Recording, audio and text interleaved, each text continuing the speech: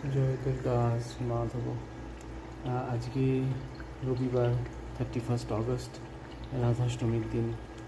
আপনাদের সবাইকে শ্রী শ্রী রাধাষ্টমীর অনেক অনেক শুভেচ্ছা। যদিও আজকে আমার অফিস আছে, কিছু করার নেই, আমাকে এর মধ্যেই সকালবেলায় একটু ঠাকুরকে পুজো করে দিয়ে যেতে হবে। তো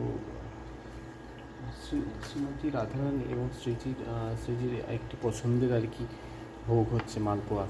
তো সকালবেলা একটু মালপোয়া বানানোর চেষ্টা করছি। দেখুন, এই সকালবেলা একটু মালপোয়াটা করে নাকি ঠাকুরকে দিয়ে যাব।